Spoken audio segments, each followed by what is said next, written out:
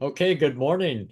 We have Brett Kelly here with me today, folks. He's a new friend, and I'd like to introduce you to him.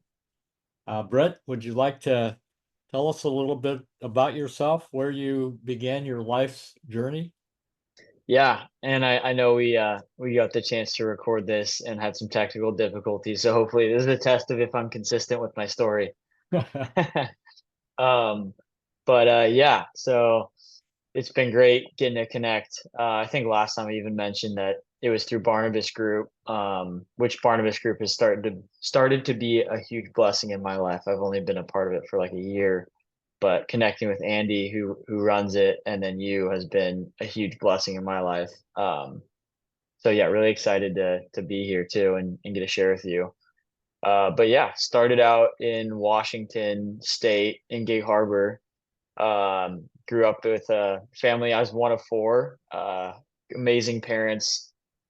Couldn't be more blessed with my upbringing and my dad's still one of my best friends. So I'd say that's just a huge part of my story. I have one brother who's 5 years younger than me. I have an older sister who's 3 years older, and she has three little kiddos now. So they're up in Washington. So I try to make it up as much as I can. And I have a little sister who's in college still. I'm 28. So from there, went to school down in Point Loma and kind of stayed down here in San Diego ever since. What kept you down in San Diego? Weather was definitely a bonus, but I'd say community for sure. I had my first 2 years of college. I actually wanted to just move back to Washington. Didn't really click with community, and I feel like that's not unlike a lot of people's college story. Is there's so much change your first year, and you're kind of figuring it out your second year, and then what I've hoped for my younger siblings too, and I've kind of seen happen is your junior and senior year end up really, figure out who your community is. You learn who you are more to kind of inform who you want to hang out with. And I just had the most amazing junior and senior year, and I feel like the impact of those 2 years keeping me here.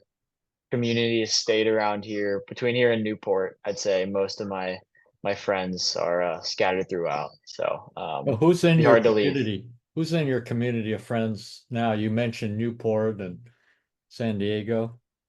Yeah, I feel like if I had to kind of characterize friend group, it's the college friends and then how, their communities have grown as we've kind of spread out from college and gotten to know other people through my college friends.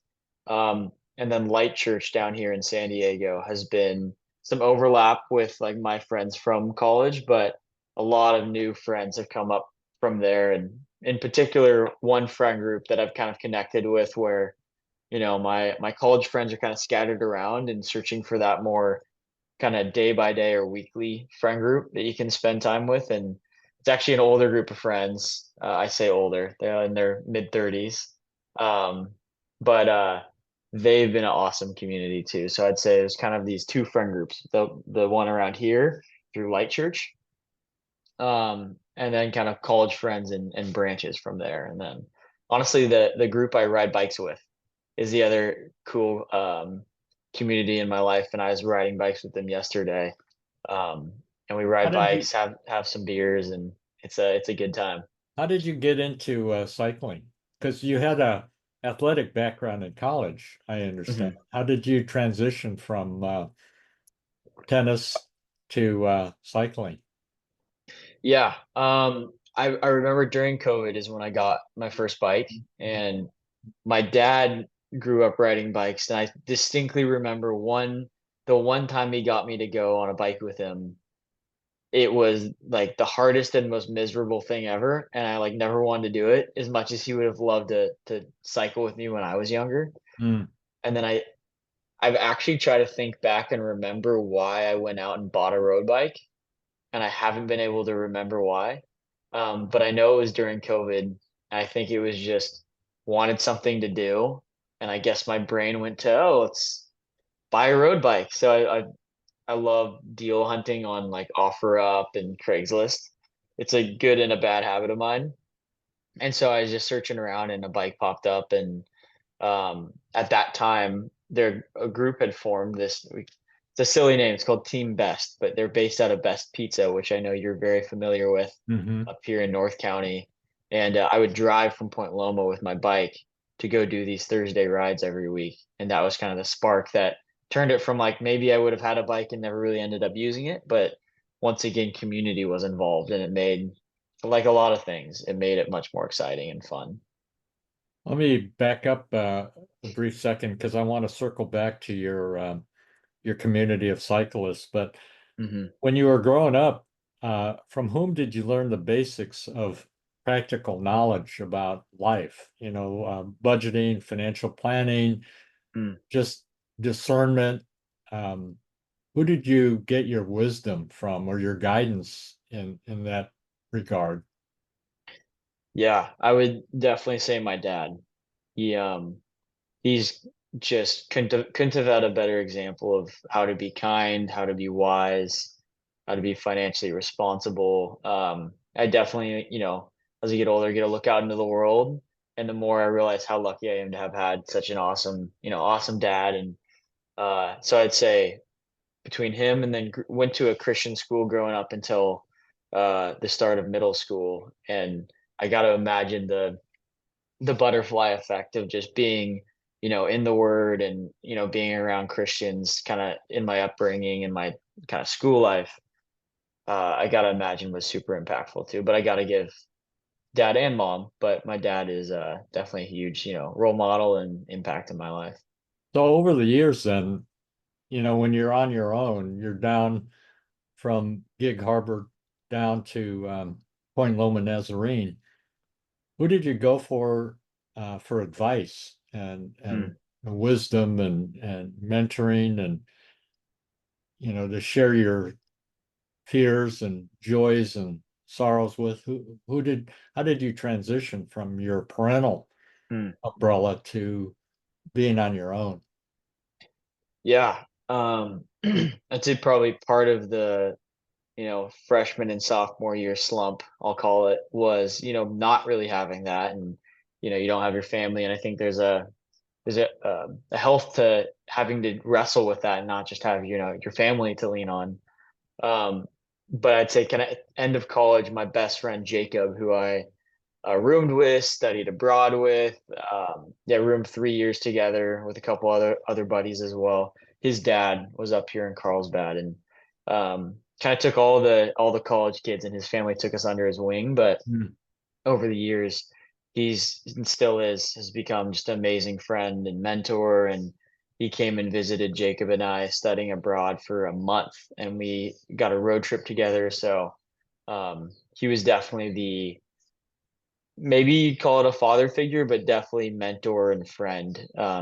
That is coming from the parental side of things. That was it. I mean, once again, can't overstate the impact of the Chapin family and Tom, Jacob's dad, in my life. So now that you're the grand old age of 28, uh, have you noticed or are you self-aware of how your inner dialogues have changed from the time you were a teenager to the time you are now? And Hmm. what does that look like now? What a great question! Wow, I've never. I'll try to kind of think that through as you're asking it. I'd say there's the kind of the first thing that comes to mind, which is I think pretty typical in maturity, is just confidence in who you are. I wouldn't say I was the most overly confident kid. And you never know what's going on internally in other people's lives too. They might look like the most confident person ever, and they're really insecure. And I'd say that was definitely me. I don't know what I looked like on the outside, but definitely was pretty insecure. And so I think just like kind of shaking hands with who you are, along with kind of loving who God created you to be. Um, say that that's probably the most stark difference is just getting comfortable in your own skin. Um, and then your kind of thoughts and opinions probably formulate more. So I think there's more of a inner strength and like convictions that kind of come with doing life more. And I can only imagine, hoping that continues to grow and probably refine itself because it needs probably a lot of refining. But I guess that'd be the first thought. Would love to keep unpacking that question even for myself because that's such a good question. You know what they say is whatever you water grows. Hmm. And as a competitor, whether you're in a cycling situation or when you were playing tennis, in between points, for example, a point that you won or you lost, it really wouldn't matter. The question I'm curious about in your mind is the inner dialogue you had. Um, Self-talk is Mm. another way of expressing it. Were they, was your self-talk like put yourself in the position of one of your tennis matches?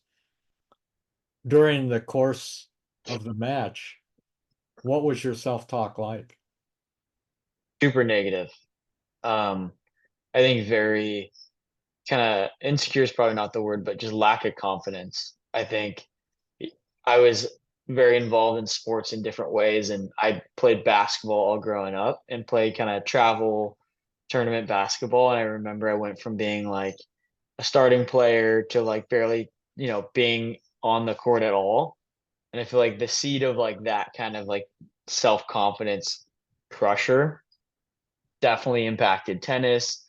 And there's like this, it's funny, I can look back and I'm completely out of it now. And I feel like I could do better in things now than I could then because pressure I did not rise to pressure when I was younger. It was very, very negative and spiraling when I was a kid. And I can like trace that back to not getting drafted on, our playground football because I wasn't good at catching a ball to what the, journey of basketball. And so it's funny how like there's a little seeds along the way definitely like impacted that. And I think nothing was more impactful for me than cycling, honestly, and kind of getting to do something outside of competitive sports where someone is watching you. There's a different type of confidence you can build just by watching yourself progress so distinctly in cycling because it's so easy to like so easy to notice, you know.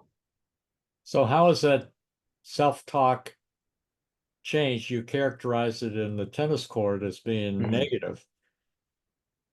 How can you apply that lesson that you sound like you learned to real life? Mm. How is that any different than real life? Yeah, I think what cycling showed me, and it was so easy to see along the way, was every time you went for a ride or every couple weeks, because it's so data driven, and I have power on my computer, I can see, wow, I can do more power for longer. And the way I can do that is being consistent and showing up and also learning like there's days I'll go out on the bike and I just feel awful. And I thought I was gonna feel amazing. And I think the life lessons of like just bring it home. Today's not your day, but like the sun's gonna rise tomorrow and it's amazing. For some reason, sometimes things just don't go your way and having like grace for yourself within like your performance. I think that perspective of like patience and it's just sometimes it doesn't go your way and you got to just accept how it played out and then just like do put your next best foot forward. I think that process has taught me so much where I think tennis I wanted to just like be in my head and solve my swing sitting there swinging at the air for an hour. Like, it's I think I discounted the impact of consistent hard work and like the Kobe Bryant, talking about if I'm in the gym for 30 more minutes every single day, that's hundreds of hours over my career that I'm gonna be better. And some people would totally discount 30 minutes a day. Like, what is that gonna do for your performance? But the butterfly effect of like consistency there is so impactful. I think he has it so right. And so I don't think I appreciated that then. I think that attitude now translates into work. If I have a bad day, just show up again, do your best. Relationships and everything like what your most recent moment doesn't define you, whether it's in your career or in your relationships. There's consistency can work you can work your way out of a lot of tough places with that. That's a You long know, response, but I No, love I how what understand. it's taught me. So I That's love that's sharing it. that's great. The words that come to mind as you're talking is resilience and grit. Hmm. Discomfort, whether it's in tennis or running or cycling, anything physical, there's a psychological and physical um, point that you say, I want to stop. Hmm. Whether it's lactic acid, whether it's whatever it is, bonking. Um, how have you figured out how to rebound, to have resilience, to have grit during these moments when you say, "Oh, I want to stop"? How have you learned how to overcome and pivot your attitude to keep moving forward? Yeah, I think trying something enough, you finally give yourself the opportunity to push through. Maybe in times where you quit in the past, that one time you push through and you come out the other end, and then you see there's light at the end of the tunnel. I'm kind of thinking of cycling, but a lot of things. I feel like that informs your, whether it's neurologically or mentally, like, oh my gosh, if I push through this, there is reward at the end of it. And I think doing that enough times just reinforces resilience and grit, um, and gives yourself strength and kind of an inner dialogue where it's like, I've been here before. The solution is not to stop. I know if I keep pedaling for 10 more minutes and try to hold on to this super strong rider's wheel, there'll be like a break where I'll kind of catch a second wind. So I feel like it's probably informed by experience and just giving yourself enough opportunities to be resilient and prove to yourself that you can make it through. That's a good example of being on someone's wheel in front of a stronger rider. Mm. So you manifest, I'm paraphrasing what you're saying, Hmm. uh, that resilience and grit from those little small things. Is there anything else in your life that you can emulate that manifestation of grit and resilience Mm. aside from cycling? What else do you do in your life that requires that kind of grit? Yeah, I don't know if that's a leading question because I know we talk about cold plunge all the time. If it's another physical thing, it's cold plunge. And I've loved experimenting and talking about our experience together. But been doing cold plunge for a couple of years, and that once again is the physical stuff is probably a little bit easier to practice resilience. Like work, there's so many pieces to it. It's hard to like be like, was I resilient today? It's hard to put that word to work, even if you are being resilient. But like grit and resilience and the physical stuff, cold plunge is like the most black and white. Like I don't want to do it. I get in it, and if I stay in it longer than I want to, I have a moment of resilience. And so it's like this perfect little microcosm practicing grounds for other things, and you feel good. But I'd say cold plunge has been another like little, and once again, like from cycling, I used to consider myself super, honestly, pretty mentally weak. Even I remember gym set, like when you do the pacer test when you were a kid, and I'd always try to do well, but I feel like I'd always get to that moment of like, I can't go any further, and I'd stop. I did that so many times in my life that it's been like this long unwinding and gaining confidence that when I think I need to stop, I actually can. I have the confidence to go further. And um, cold plunge and cycling has just really made such an impact in my life. It's a little cheesy to say, but I feel like it really has given confidence and resilience. And I'm definitely not the most confident or the most resilient person, but in perspective to who I was, it's definitely helped me get better. From what I understand, the cold plunge um, dynamics of brain chemical, and perhaps this is true of any achievement that one exceeds their expectations, increases brain dopamine, it increases Mm. serotonin. there's actually a chemical reaction as a result of mind over matter, as it were. Hmm. So, congratulations on that self-discovery.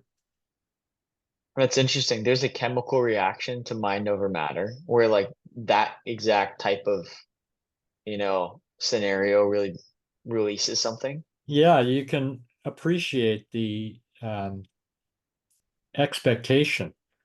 Um, there's a formula that I had seen in an editorial a long time ago is, and I don't know if this is correct, but it's Hmm. happiness equals expectations over reality. So Hmm. it's kind of a dichotomy and paradoxical in a way to have lower expectations, because when you meet those expectations, there's actually greater happiness. And that Hmm. happiness relates to the dopamine that's created and serotonin in your mind because you've exceeded your expectations. Like Hmm. surprise birthday party, for example, everybody forgot my birthday, and then everybody jumps out from behind the sofa. Happy Hmm. birthday, Brett. There's a physiological reaction, according to scientists, about that kind of achievement, as it Hmm. were.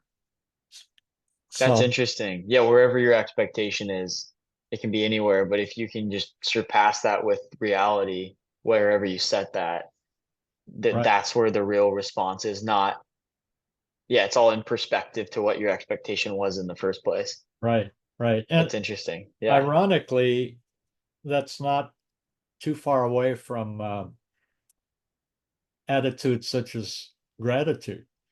Uh, Hmm. Scientifically, it's been shown that having gratitude in life and thankfulness in life leads to better and greater mental health. Hmm. Uh, which is another question is how during your time from the time you were independent and went to college and you've been on your own, how have you learned how to deal with life struggles and the stresses and anxieties? That's Hmm. another word that we deal with in a mental health capacity. We all have anxieties. There's so much to be anxious about in the world. Hmm.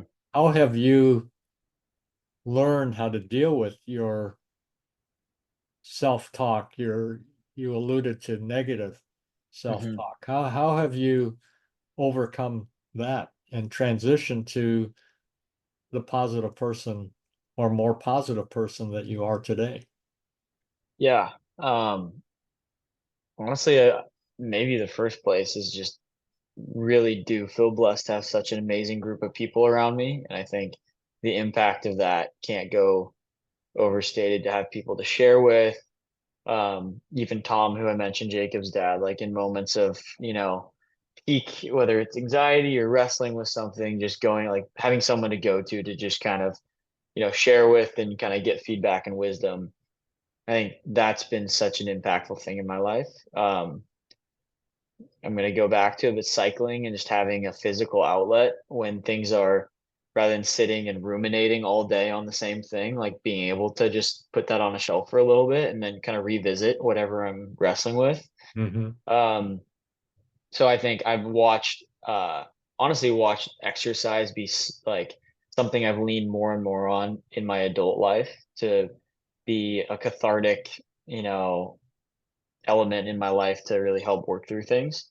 Um, so yeah, I think it's building, building like knowing how to respond to it, whether it's, in a healthy way rather than drinking alcohol or whatever your unhealthy response would be. I'd like to say, over time I've gotten to have like a healthy response even when I'm stressed, going to places that really can help solve it, whether it's friends and community or working out and then really at the end of the day when it's comes to sitting with it, just I love walking here Neptune Street up in Lucadia. That's been like a pretty treasured place to just walk with the Lord and give him my worries and anxieties and knowing that he's the one that, I'm covered and taken care of. And so I've got to start at that place and then kind of work on unpacking or seeking wisdom in the Bible or just kind of walking and kind of meditating on stuff. So I don't know. I'm trying to implement those things more and more in my life, and have a healthy response to whatever it is going on. Well, your faith sounds like it's been a real anchor for you during times of trouble. How Mhm. did that occur in your life? And why, uh, as a intelligent person, because we have the choice of which path we're going to walk. Mhm. How did you choose the path of faith? Definitely was a big part of my upbringing. Just grew up in a Christian home and a great Christian home, so that was definitely the foundation. And then uh, went to Point Loma mainly because I, wanted to just go to California, and private school was the only place I could get a scholarship or some form of a scholarship. Uh, and then just the impact of being in a Christian school, and I think there's a lot of unpacking of faith and kind of asking why or what I really believe in. Um, and then yeah, just continuing there. I wouldn't say I don't have the most interesting bumpy road of faith. I feel like there's been a lot of consistent little challenges throughout, my faith and like asking faith questions, what do I believe? But it's been um, kind of there my whole life and just tried to I'm not the most diligent or probably the best with like really spending time with the Lord. Unfortunately, I probably go to him and kind of lean in when things are going hard and then kind of, lean out when things are going easy. And so it's trying to like build consistency in my life, with faith, but it's definitely been, something I grew up with and I definitely cherish in my life today. That's what you just said about going away when things are going well. It kind of speaks to the choices that everyone has, not only people your age, but in every generational uh, aspect. Uh, Hmm. you have a choice. So, what would you say to those people that say, "Gee, I don't need to have a faith. I don't need to have um, a North Star, as it were." Mm. Are you the kind of person that? Well, I don't want to lead you to that answer, but how would you talk to somebody that is choosing to go a different path? Yeah, I would say I feel like I have a lot of understanding of why people's experience can be so different. I have a lot of understanding of why people wouldn't want to pursue faith, to be honest. Like there's a lot of I think the church is broken. There's a beautiful things about the church, but if you're looking for a reason to not want to be a Christian, it's not that hard to find one, unfortunately. But my response to that, and so that I think there's a lot of understanding and just more want to understand like what their perspective is, where they've been either hurt by it or just have no interest in it or have never even explored it. But then on the flip side, I've seen and I know you've kind of helped me define this a little bit, but kind of core beliefs in like just Jesus. There's like Christianity and there's religion and there's all these things, but just looking at Jesus, like there's a lot of things you can argue over, dispute in the Bible, kind of like we talked about your core and your periphery values. But I think my encouragement or response to people is like how impactful and powerful having something higher than yourself and a relationship with Jesus is at its core.